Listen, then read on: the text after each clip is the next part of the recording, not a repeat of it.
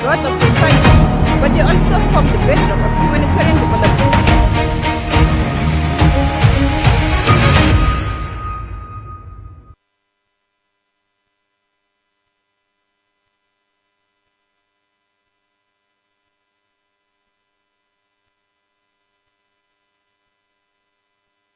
Hello and welcome to The Reporter.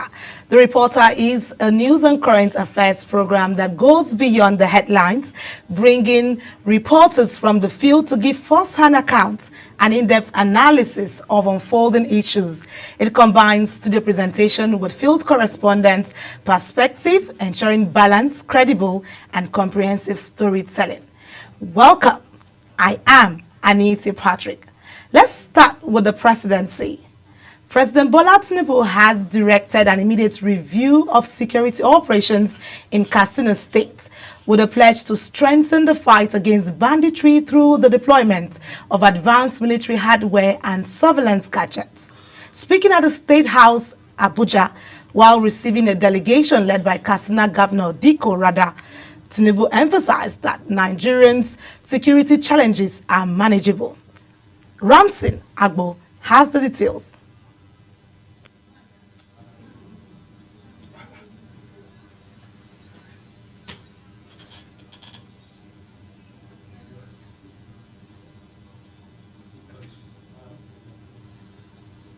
President Bola Tinubu says there is need for security outfits that understand local terrain and culture, adding that the daily feedback on security operations in the state must be provided. He added that his administration is reviewing all aspects of security and would holistically consider creating state police. I'm reviewing all the aspects of the security.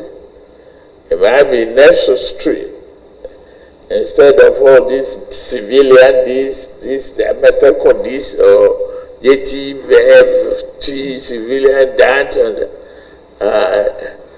I have to create state police. We are looking at that holistically. We will defeat security. It will be effective.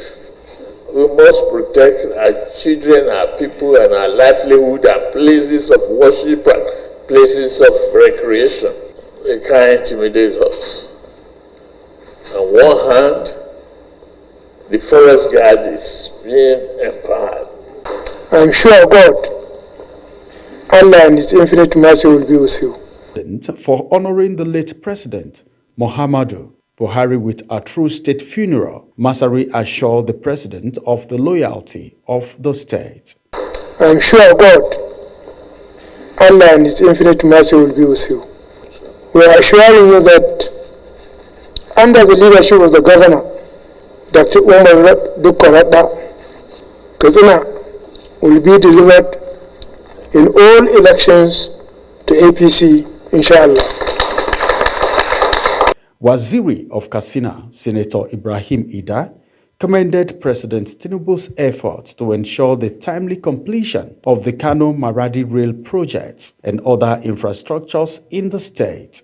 Ida said the Umaru Musa Yar'Adua International Airport needed an upgrade to optimize its usage.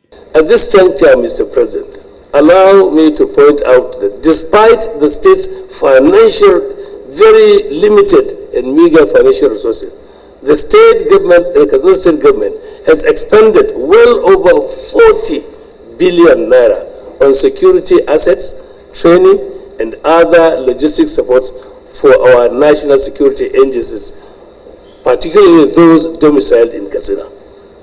These are much needed funds which could have been judiciously utilized to provide infrastructure and other much needed social services to our community. With assurance of loyalty from leaders of Katsina State and renewed commitment from the presidency, the review of security operations is expected to pave the way for more decisive action against banditry while strengthening the push for community-driven policing. Ramsey Enoch Agbo reporting for Global TV News. And joining me right now in the studio is our Villa correspondent Ramsey Agbo, who was there and saw what the discussion was about. And Ramsey, it's good to have you in the studio. Thank you very much, Anita. Many thanks for having me. Okay, well, you were there on ground and you saw the conversation that went down, or you were briefed on basically what this instruction was for, a way of curbing the insecurity issues and all that. So let's ask, what does the government plan to do to strengthen the fight against the banditry challenge we've had so far in Katsina, and also what technology do they intend to put together in terms of surveillance gadgets to tackle this issue of banditry? Well, thank you very much, Anita. In fact, if you see the expression on the face of the president, you will know that the president is concerned about the security situation of the country. And of course, the delegation from Katsina State, their expression also shows that there is need for urgent attention as far as banditry is concerned. We're talking about Katsina now because of the current situation. The president have said it categorically that there is need for some very strong apparatus to be put in place, and of course so many things going on with the CDS, the security chiefs, and of course there are intelligent informations that I can't divulge right now on set, but then everything is in place. Like he talked about hardware and surveillance equipment to be used. I think there is an arrangement going on so that surveillance equipment like the drone can actually be used. And of course, everyone in Nigeria know, like the president have categorically stated that there is need, there is a consideration. It has been on his table, like he referred to today, concerning the state policing, which will be the apparatus, one of the apparatus to tackle this insecurity and banditry right at the grassroots, because majority of the problem that we have, especially from Katsina, has no much distance from the grassroots issues, and it's part of the reason why the president have said, well, so many things will be put in place, including the consideration of the state police that has been on his table for a while. Okay, do you see this, how about this security, how did he describe it, the president, how did he describe the situation right now? Because you mentioned grassroots, there's need for intelligence gathering, there's need for the state policing to come to play for Katsina, making it a safe haven for the residents. How did he describe this whole incident of insecurity or banditry basically for Katsina State? Well, he described the whole situation as worrisome, because as a president, there are several detailed informations that the president gets as the #1 chief security of the country that individuals don't have. And he has described the whole situation, not just in Katsina State, but then we're talking about Katsina today because of the delegation that came from Katsina State. And the president has described the whole situation as worrisome. And of course, it's a situation that needs an urgent attention. Thank you very much. Thank you so much, Ramsey. It's good to have you always on set. Thank you. I had to rush all the way from the State House to join you on the reporter this evening. Thank you so much, Ramsey. We hope to see you some other time and have this wonderful conversation. Let's move away from Ramsey and tell you, still staying with the presidency, President Bola Tinubu has reiterated that education is the greatest weapon in the fight against poverty, empowering individuals to overcome financial challenges and build a better future through inclusiveness and equitable access. He made the remark at the reception of the Song of Ogbomoso, Ogba Gandhi Afolabi Oladuni, at the State House, Abuja. Uyi Agumofebe has the details. President Bola Tinubu highlighted the importance of the Nigerian Education Loan Fund, a groundbreaking initiative established under the Student Loans Act.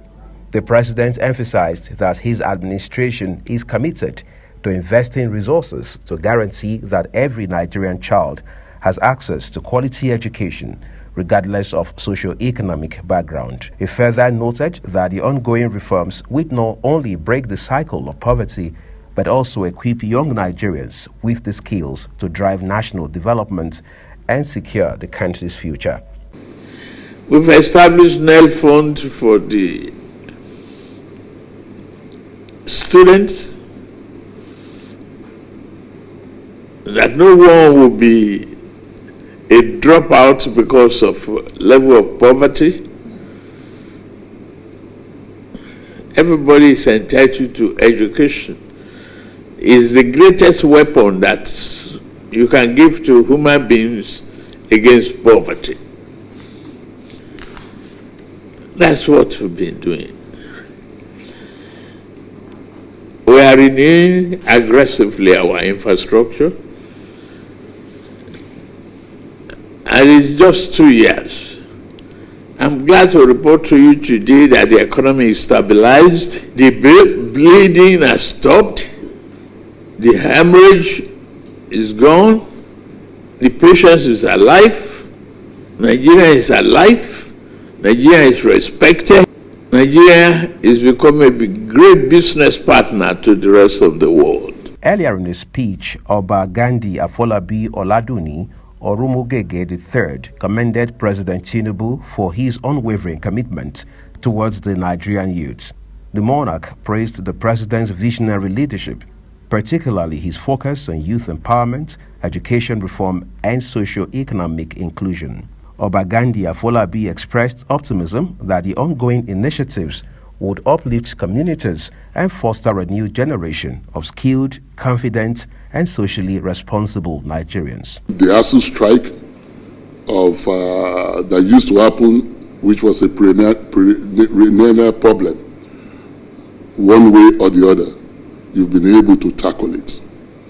We have the student thing. Now, the funding that has been given to indigent students who they would probably not have been able to afford it. Now they have access to these funds. And your commitment towards the youth development in this country, we can see it.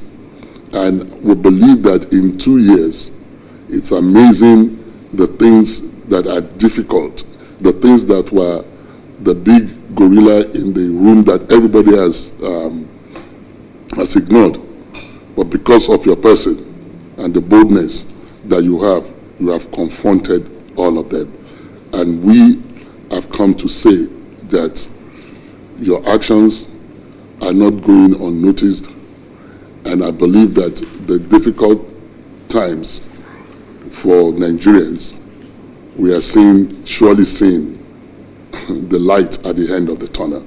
Additionally, President Bola Tinubu received King Alfred Dietes Piv, the Amayanabo of Tuombras Kingdom, at the presidential villa in Abuja.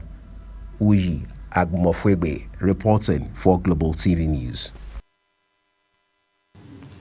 And joining us from the villa also, it's Uyi Agumofwegbe, who has been following the development closely. Uyi, how you doing? It's good to have you. I know you couldn't get to the studio. How you doing?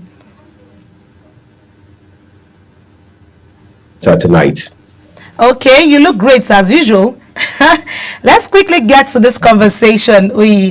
How does President Bola Tinubu intend to translate his belief in education as a tool against poverty into concrete policies? Well, it's very clear. First of all, let's establish for our viewers, especially for those who, for whatever reason, could not see the report that you aired a while ago, that he was in company of hosting the son of Ogbomosho, who had come to also have this interaction with him about the importance of education and how pivotal it is to national development. Excuse me. And the president took time to enumerate the efforts already made by his government the last 2 years to ensure that education is made, if you like, the front and center of his policy thrust, especially as it has to do with breaking the cycle of poverty. The president, as expected, did not also fail to highlight the NEL fund, that is the Education Loan Fund, which has been in place for a while now, and that we understand has been making impact on certain level, especially within the tertiary education space. The president made very clear that citizens must have access to quality education. So the emphasis is not just the access, but the quality of the access that people have, so that the young people of today, those who are in school today or those who will get to school in the near future, will become the responsible adults that will secure Nigeria's tomorrow. Anita. All right, thank you, Uyi. But let's quickly look at the specific measures the federal government is taken to ensure the inclusiveness and equitable access to this education across the 6 geopolitical zones or across Nigeria, basically?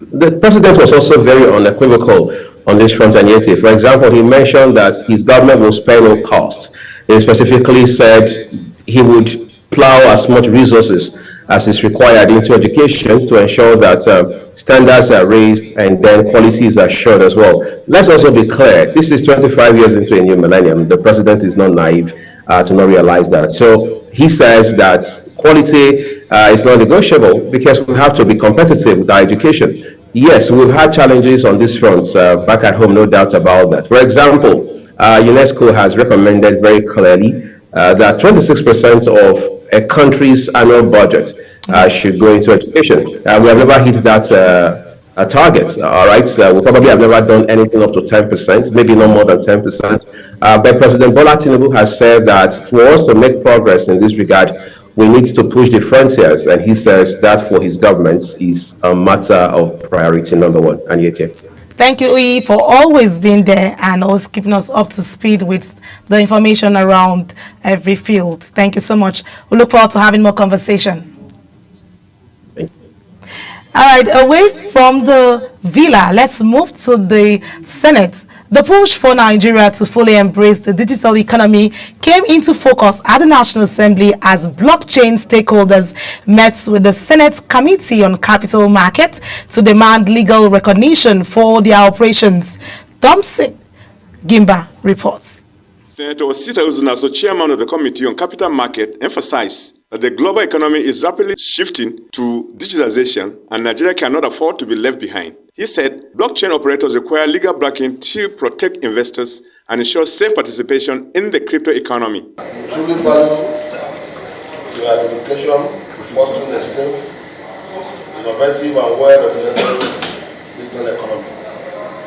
The issue of the topic proposed for discussion today is such that is leveraging blockchain technology and tokenization. On their part, President of the Stakeholders Blockchain Technology Association of Nigeria, Obinna Uwono, noted that while countries like the United States of America already have laws regulating cryptocurrency, Nigeria must move quickly to provide a legal framework, especially with government's renewed trillion investment drive.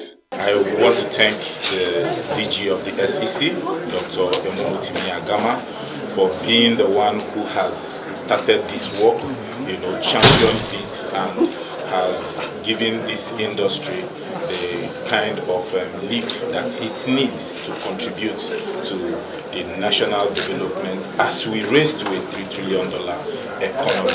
Blockchain technology and digital assets has a lot to contribute. Senators Victor Ume and Issa Jibril also stressed the importance of legislation to support the sector. If there's any aspect of legislation that this committee will help you to pursue in Parliament, we will do that for you.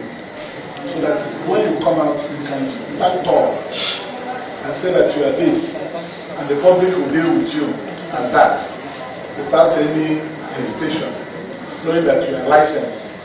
But what people run away from is dealing with somebody, one day he will close his office, you won't see him again.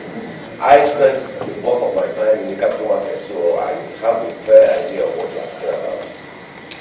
But you need the regulatory framework, okay?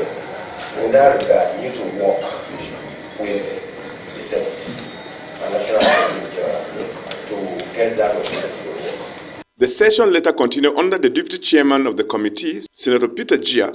He says that the legal framework will protect the operators and the investors and assured association of the committee's support to enable interaction. Nigeria is globally number 2 in terms of adoption, but in terms of deepening it to for operation purposes, we are not yet there, and we are not deriving the benefits that we ought to derive as an economy. And this is what they aimed to achieve.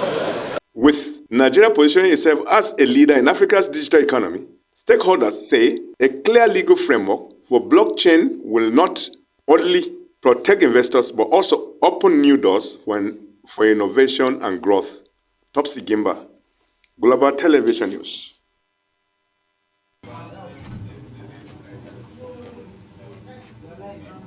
And joining me in the studio is our Senate correspondent, Topsy Gimba, who was at the Senate committee to observe the sitting.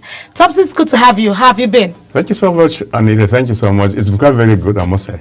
Okay, let's quickly look at this conversation that went down the committee sitting. Well, what key issues did the blockchain stakeholders present to the Senate committee on capital markets, basically? Yeah, basically, if you know what the economy is all about, today we're living in a modern society where technology drives nearly the economy.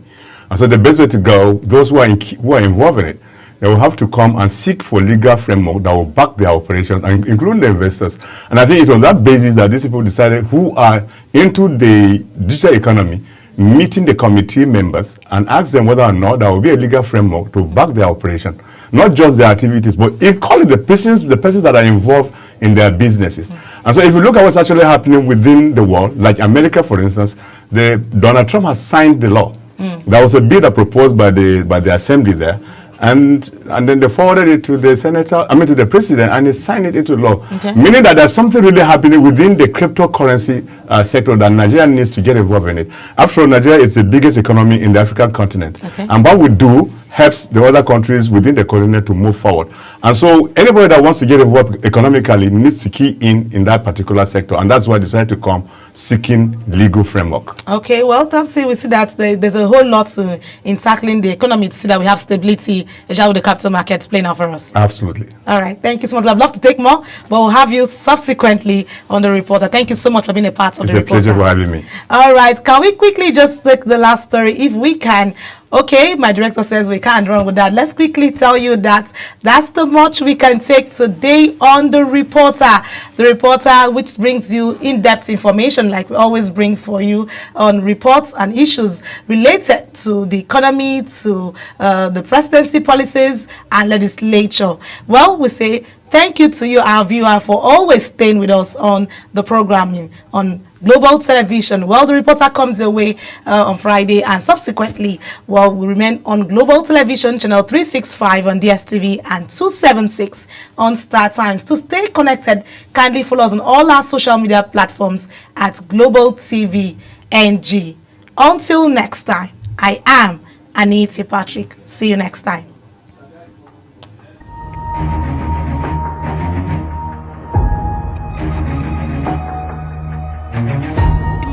Of how we use social media. It's not just about the platforms themselves. To the preservation of the national unity and democratic stability.